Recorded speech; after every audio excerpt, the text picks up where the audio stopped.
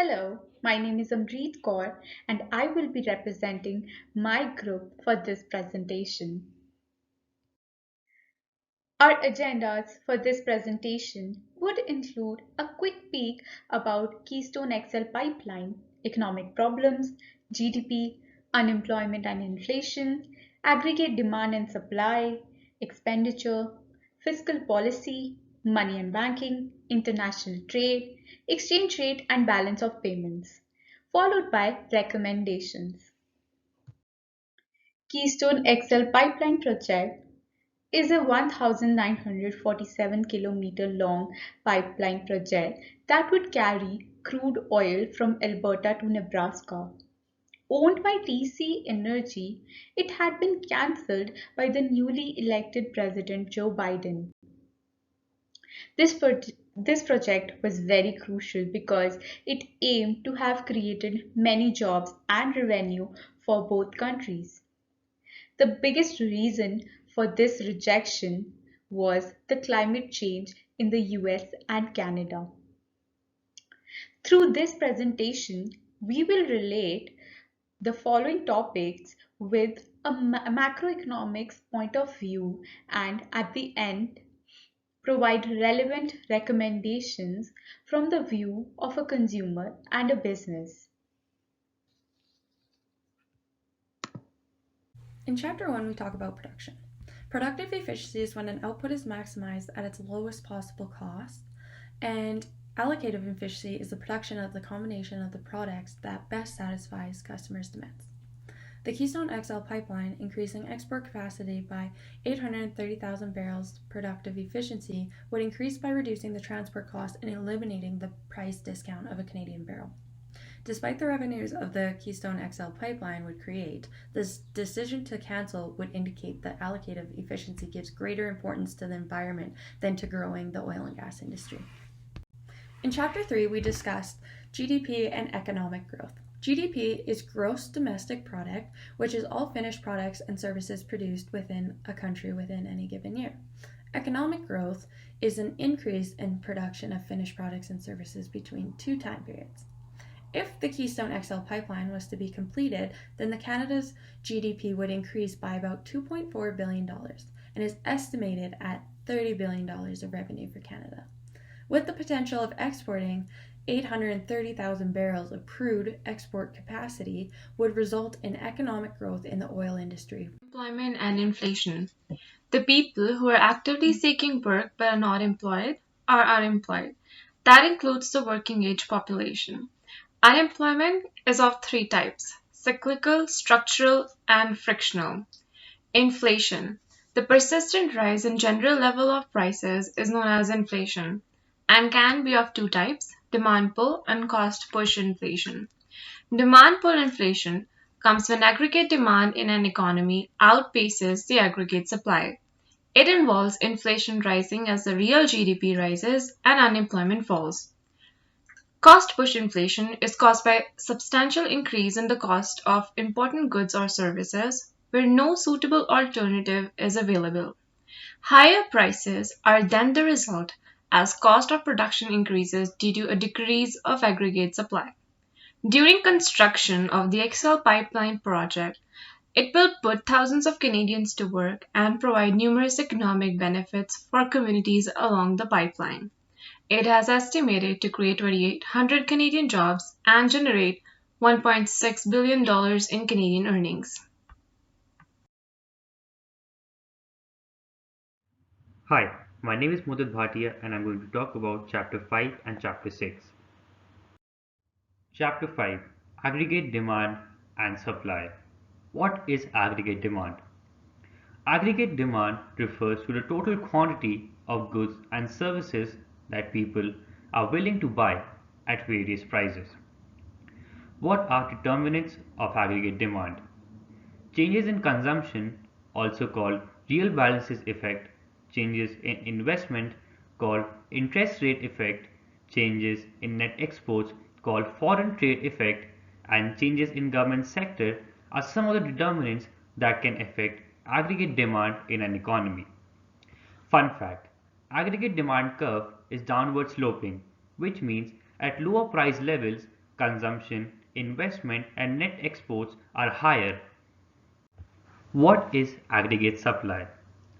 Aggregate supply refers to the quantity of goods and services that firms in an economy would be willing and able to produce at various prices, given that cost of production remains constant.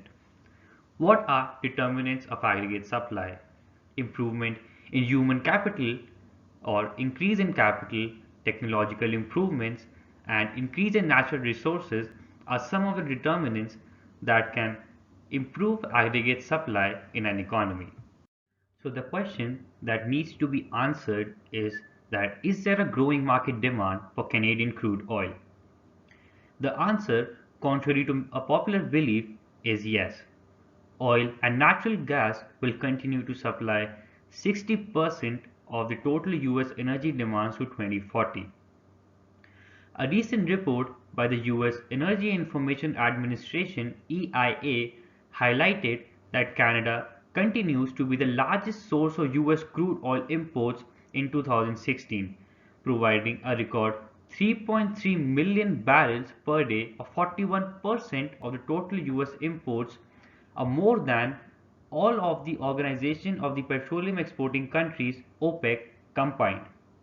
This growth reflects the benefits of a reliable, safe, and secure source of crude oil, and it also helps to demonstrate the need for the Keystone XL Pipeline, a pipeline developed by TC Corp that would bolster trade and help meet the energy demands of the US and allow more Canadian and more US crude oil to reach refineries in the Gulf Coast, not only in a faster and a more efficient way, but also in a way that is more sustainable and environment friendly, with the Keystone XL pipeline having one of the lowest carbon emissions of a pipeline in the whole wide world. Chapter 6: Aggregate Expenditures. What is aggregate expenditure? Aggregate expenditure is a measure of national income and is defined as the current value of all finished goods and services in an economy. Now we are going to talk about Keystone XL Pipeline's effect on Canada's national income, or in layman's term, the effect of Keystone XL Pipeline on Canada's economy. Canadian crude oil is the biggest export to other countries, which is more than US $70 billion in current values. And United States being the biggest importer of Canadian crude oil, the cancellation of Keystone XL pipeline will not only mean the loss of revenue for the Canadian economy, but will also mean the loss of revenue south of the border for the refineries that import Canadian crude oil for refining.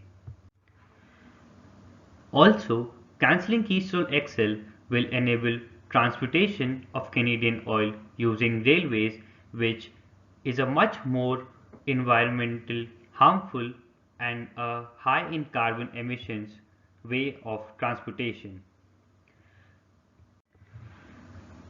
The Canadian province of Alberta, which was one of the fastest growing provinces in the country, is now struggling due to the low oil prices and the lack of pipelines in the country.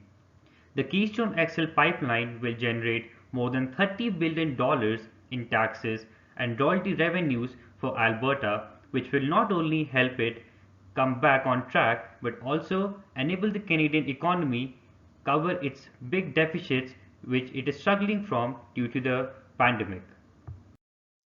Hi, my name is Haley. So today I'm going to talk about Chapter 7, the fiscal policy. So the fiscal policies refer to a government a- approach towards its own spending and taxation.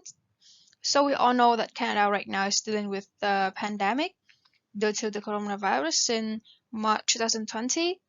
So the government have came up with a lot of COVID-19 benefits like CRB or CERB to help the people who've lost their jobs.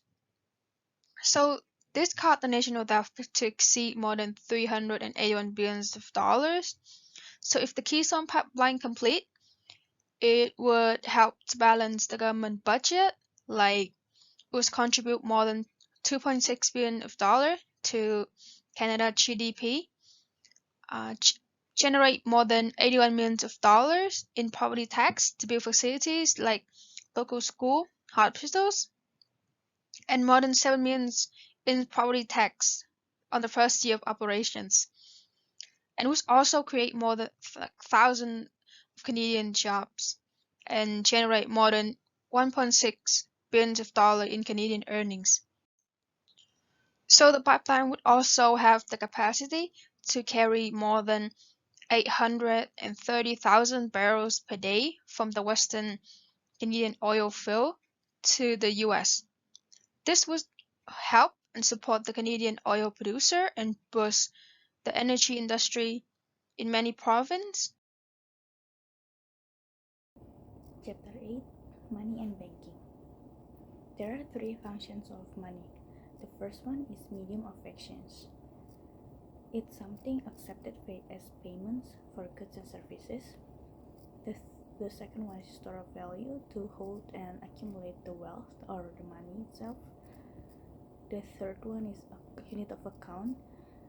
This allows people to determine the value, the relative value of goods. And all commercial banks have the fractional reserve system for their currency to keep in their banks, so that the customers, when the customers need the money one day, they have enough supply for the customers to withdraw their money.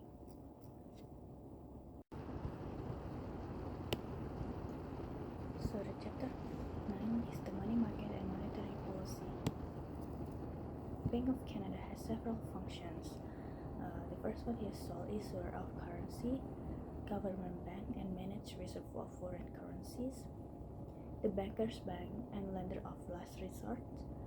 The auditor and inspector of commercial banks, and the regulator of the money supply. With the Keystone XL Pipeline project,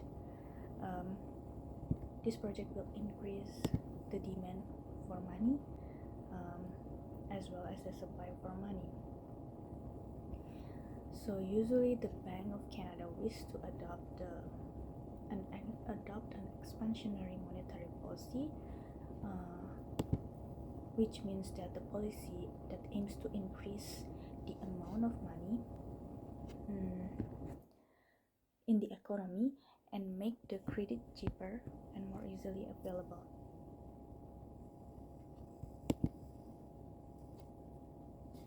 Also, as it's believed that this project will contribute to a bigger GDP of Canada, it's also believed that it can also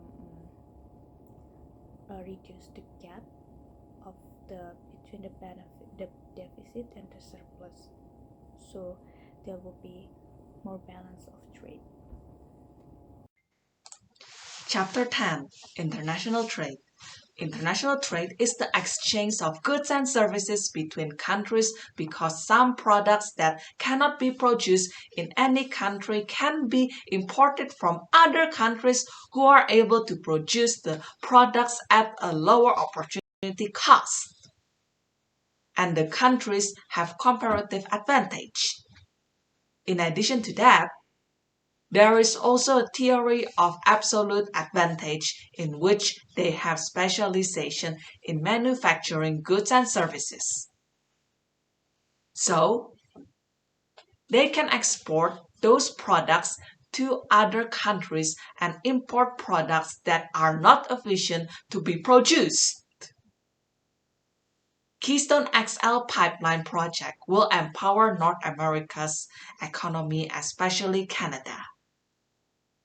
And this will create a comparative advantage for Canada to compete with other crude oil producing countries. Chapter 11 Exchange Rate and the Balance of Payments.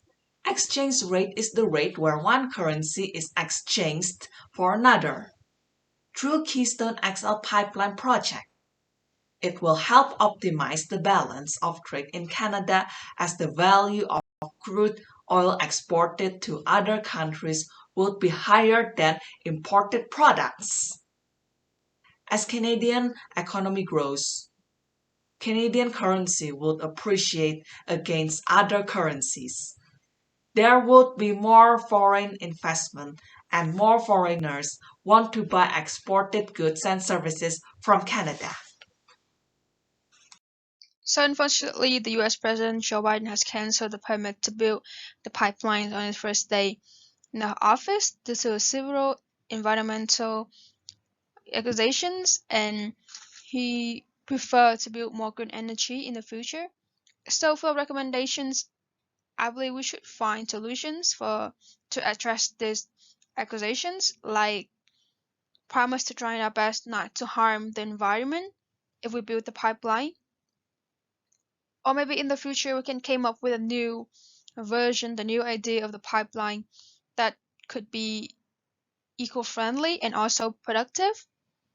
So the pipeline is a great opportunity for our economy to restore right now and in the future.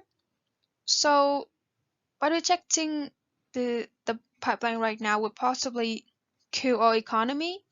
So hoping that our governors will make some movement to support this project. Hence, to conclude, we would once again like to ask President Joe Biden if he knows where he is and if his stand is really for the betterment of the environment and his country, or merely a propaganda to meet his election promises, no matter what the cost may be. Since the Keystone XL pipeline was supposedly shut down because of environmental concerns. However, it has been proven that the Canadian crude oil, as compared to oil from other countries, is much more environmentally friendly and sustainable. Hence, the shutting down of the said pipeline will result in the US having to get oil from other countries such as Saudi Arabia or Iran, which has one of the most environmentally harmful process of extracting oil, which in turn contradicts the US president's claims themselves, and that importing such dirty oil from the Canadian counterparts will not only harm the environment much more but will also increase the risk of oil spills in the sea.